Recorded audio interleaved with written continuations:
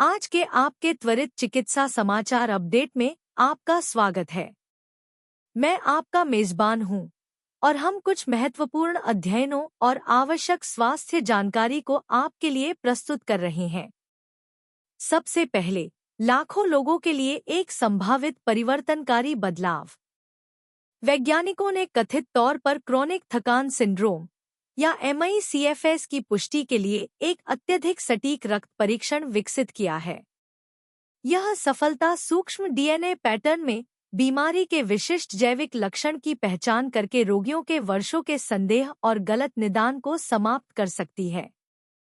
हृदय स्वास्थ्य समाचार में बोस्टन के शोधकर्ताओं ने आश्चर्यजनक रूप से सामान्य एक चीज को हृदय संबंधी जोखिम में वृद्धि से जोड़ा है: रात में आपके बेडरूम से आने वाली चमक।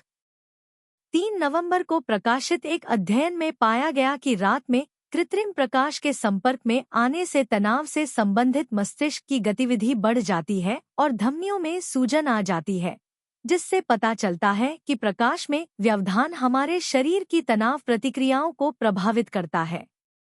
मस्तिष्क की बात करें तो वाशिंगटन विश्वविद्यालय के नए शोध से पता चलता है कि अल्जाइमर रोग केवल इसका एक लक्षण नहीं, बल्कि एक टूटे हुए नींद जागने के चक्र से प्रेरित हो सकता है।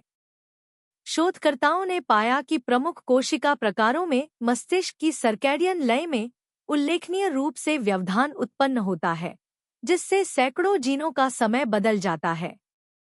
पार्किंसंस के उपचार के लिए भी एक रोमांचक खबर है। ड्यूक NUS के वैज्ञानिकों ने विकासशील मानव मस्तिष्क का एक क्रांतिकारी एकल कोशिका मानचित्र ब्रेनस्टेम प्रस्तुत किया है। डोपामाइन न्यूरॉन्स का यह विस्तृत मानचित्र इस रोग के लिए अधिक प्रभावी उपचार विकसित करने हेतु महत्वपूर्ण नई अंतर्दृष्टि प्रदान करता है। और नैदानिक मोर्चे पर बायोटेक कंपनी इनोवियो ने वयस्कों में एक दुर्लभ HPV संबंधी श्वसन रोग के इलाज के लिए अपनी DNA इम्यूनोथेरेपी INO3107 के लिए FDA त्वरित अनुमोदन हेतु रोलिंग सबमिशन पूरा कर लिया है। 5 मिनट से कम चलने वाले व्यक्तियों की तुलना में 10 से 15 या 15 मिनट या उससे अधिक चलने वालों की मृत्यु दर में 80% की कमी देखी गई। उनके कदमों की संख्या समान थी, बस उन्होंने इसे अधिक समय तक किया। जिन लोगों ने 10 या उससे ज्यादा मिनट पैदल चले, उनमें हृदय रोग में कुल मिलाकर लगभग 60% की कमी देखी गई, जबकि उतने ही कदम चलने वालों में यह कमी 5 मिनट से भी कम समय में पूरी हुई। मिडपेज टुडे। *B12 कुल सीरम विटामिन B12 का मापन व्यापक रूप से किया जाता है, लेकिन यह अक्सर मददगार नहीं होता। अधिकांश परिसंचारी B12 हैप्टोकोरिन से बंध जाता है और जैविक रूप से निष्क्रिय होता है। होलोट्रांसकोबालामिन ट्रांसकोबालामिन से बंधा सक्रिय रूप है जिसका उपयोग कोशिकाएं कर सकती हैं, और यह कुल सीरम B12 स्तरों की तुलना में B12 की स्थिति का अधिक सटीक और संवेदनशील संकेतक है।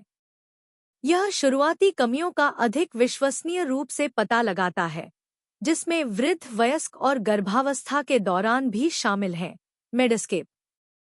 अलसी के बीज। अपने छोटे आकार के बावजूद अलसी के बीज उच्च रक्त शर्करा और कोलेस्ट्रॉल के खिलाफ काफी प्रभावी होते हैं। वे धमनी की दीवारों पर प्लाक के जमाव से लड़ने में मदद करते हैं, जो हृदय रोग का कारण बनता है, और इसका श्रेय सेकोइसोलारिसिनॉल डिग्लूकोसाइड SDG नामक पोषक तत्व को जाता है। यह कुल कोलेस्ट्रॉल, विशेष रूप से खराब प्रकार LDL को कम कर सकता है, जबकि अच्छे प्रकार HDL को बढ़ा सकता है। WebMD। Lipid profile. कुल कोलेस्ट्रॉल का स्तर CV जोखिम का केवल एक व्यापक संकेत प्रदान करता है। एपोलिपोप्रोटीन B, निम्न घनत्व लिपोप्रोटीन LDL और गैर उच्च घनत्व लिपोप्रोटीन HDL कोलेस्ट्रॉल स्पष्ट मार्गदर्शन प्रदान करते हैं। एपोलिपोप्रोटीन B LDL, अति LDL और मध्यम घनत्व लिपोप्रोटीन सहित एथेरोजेनिक अंशों की संख्या को मापता है। साक्ष्य दर्शाते हैं कि एपोलिपोप्रोटीन बी और सीवी जोखिम के बीच एलडीएल या कुल कोलेस्ट्रॉल की तुलना में ज्यादा मजबूत संबंध है। एपोलिपोप्रोटीन बी के बढ़े हुए स्तर इंसुलिन प्रतिरोध के संकेतों जैसे कि उपवास के दौरान ग्लूकोज के बढ़े हुए स्तर और चयापचय संबंधी विकारों से भी जुड़े होते हैं। एपोलिपोप्रोटीन बी और एपोलिपोप्रोटीन आई अनुपात को सीवी जोखिम का पूर्वानुमान माना जाता है। मेडस्केप क्रिएटिनिन का उपयोग लंबे समय से गुर्दे के कार्य का आकलन करने के लिए किया जाता रहा है। हालांकि इसके स्तर मांसपेशियों के भार, उम्र और लिंग के साथ बदलते रहते हैं।